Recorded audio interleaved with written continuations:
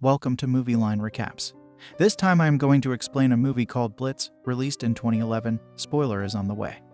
Tom, sleeping on his couch. As he wakes up, he goes to the window of his room and spots a thief trying to steal someone's car. Tom right away goes out and confronts them. He warns them to move away, but they do not pay attention and a fight occurs. He beats the thieves up very badly and tells them that if he ever saw them again, he is going to kill them. Tom gets out of there. However, the next day, the news spreads that Tom beat up some innocent boys very badly. Now, the media is targeting him and his entire department after this incident. The department is worried about Tom, so they send him to a counselor for some counseling, but Tom is rude to even the counselor, and he starts to smoke in front of him. When the man tries to stop him, he goes on to threaten the counselor and gets back to the police station. We then see Elizabeth. She is a constable and she comes to see Tom. She tells him that she has been working undercover for a long time. She was on a mission against the drug dealers, so she had to take drugs being undercover in order to show the dealers that she is one of them. Elizabeth tells him. She then started doing drugs, and when she got back, she was sent to rehab.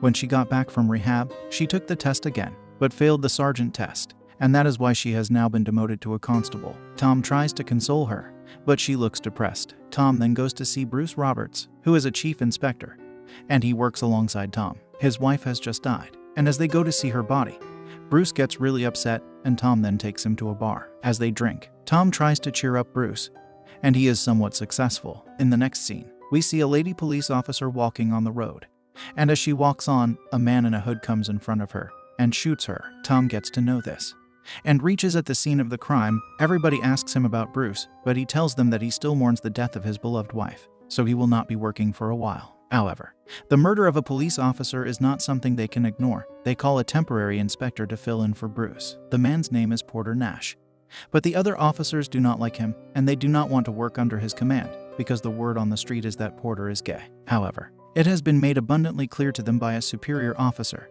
that they will work under Porter, so they have no other choice. To Porter's surprise, he finds an unlikely ally in the hot-headed gruff detective Sergeant Tom, who has a history of violent incidents. While the investigation is ongoing, Elizabeth is visited by a friend, a young gang member nicknamed Metal, who is afraid his gang might have actually killed someone, promising him to look into the situation. She tells the boy that this is the last time she is doing him this favor, and says that if the man is dead, he will have to leave the city, and if the man is alive, he will have to leave the gang. She then goes to see Tom, and after listening to the whole story, Tom asks her to see Craig. Elizabeth then contacts Detective Inspector Craig Stokes, who agrees to help if Elizabeth goes on a date with him. Then we see a reporter receiving a call from a boy named Barry, who tells him that he is the one who shot the police officer, and goes on to add that his work is not just finished here. He is going to target more police officers in the upcoming days. As he talks, he goes to another police officer and shoots him as well. Barry then tells the reporter that he has 8 more police officers on his list, and then hangs up. The news spreads like a wildfire, and Porter comes to see Tom and asks him if he is really the man people describe him to be. As they talk, Tom gets to know that Porter knows a lot about him. This is when they get to know that another police officer has been shot dead, and they start to arrest all the criminals in the city. They contact all of their spies and instruct them to stay more active than ever. Tom goes to see one of his informants in the city, Radner, who points Tom and Porter towards a man named Barry Weiss, who recently bragged about setting a police dog on fire for practice. Although Tom and Porter visit Barry's flat, when Barry opens the door, he finds the police officer in front of him. He gets a little confused at first, but being a very shrewd killer, he keeps himself calm. Tom recognizes Barry as the man he beat up in a fight in a billiard hall a year earlier. He goes on to make fun of Barry and gets out of there with Porter. Barry, on the other hand, right away takes some of his stuff and immediately goes out to hide it somewhere. However, Tom's informant follows him, and he gets to know the place where Barry hides his stuff. Radner decides to conduct an investigation of his own, and eventually discovers the seemingly abandoned car where Barry keeps the trophies of his kills, confirming that Weiss is the killer. Amidst all this, we see that Bruce goes to a store to get some liquor, and it hits him that he is destroying his life. He decides that he is going to get back to work. He reports to the police station and gets to work again. As he goes out, we see him being followed by Barry.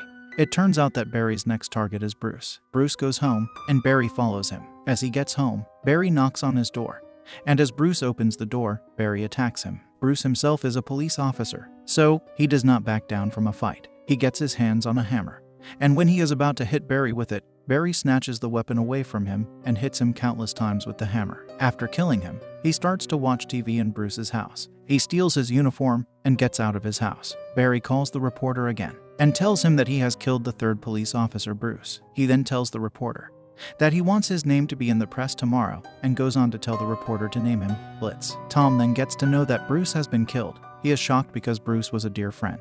On the other hand, we see Barry putting all his stuff in a boot of a car. Tom's informant has been following him all along, and he has been keeping an eye on all of his actions. He goes to the car and sees Barry's stuff. The informant then calls the same reporter and tells him that he is well aware of the murderer. He then tries to make a deal with the reporter. He demands $50,000 for the whereabouts of everything that proves who is the killer. The reporter agrees and asks him where he has to come. The informant gives him the address of the parking lot. The reporter right away goes there, and the informant shows him the stuff in the car. He does not believe everything, but he does believe that this is Bruce's uniform. However, the reporter agrees to give him the money. In the meantime, Barry has been watching everything. He sees that this drunkhead has brought a reporter there. As they leave, Barry gets all the stuff out of there. Elsewhere, Elizabeth goes to see Craig and asks him if that guy is dead, but he tells her that he is alive. He just got injured. He then goes on to tell her that the man has not even revealed a name yet. Elizabeth then asks Craig what she can do for him in return, and he says that he wants nothing from her except a drink tomorrow night.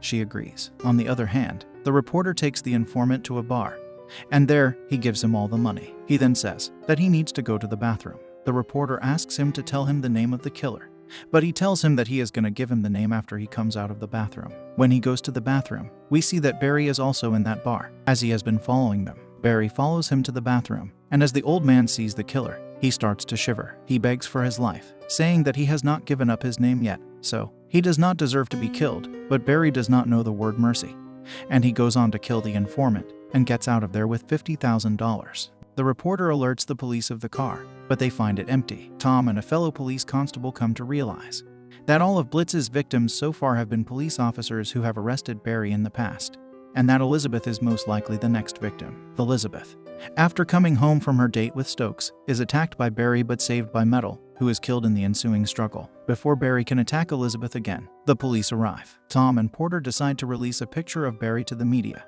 to flush him out, which eventually, after a lengthy chase, leads to Barry's capture. There is no concrete evidence against him, however, so after 48 hours and an interrogation that does not yield results, the police are forced to let Barry go. Exasperated, Tom and Porter devise a plot to trick Barry, knowing that he will want to take revenge on Tom for the billiard hall fight. Barry then infiltrates the funeral of Chief Inspector Bruce, dressed in Bruce's uniform. During the service, Tom leaves, followed by Barry. Tom leads Barry to the top of a parking garage, only to reveal that Tom and Porter had switched places along the route. Surprised by a hidden Tom, Barry is mercilessly beaten, overpowered and relieved of his gun, explaining that they will never find enough proof to convict Barry legally.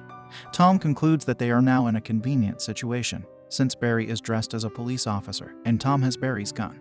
They are able to shoot him with his own gun, and it will look as if Barry was just another of Blitz's victims. With that idea in mind, Tom shoots Barry dead. Porter then goes on to get rid of all the evidence. After Barry is killed, Tom makes a decision that he needs to teach a lesson to the reporter, so he sets the dogs free on Dunlop for writing articles against him and the police. Movie ends. Comment what you think about this film.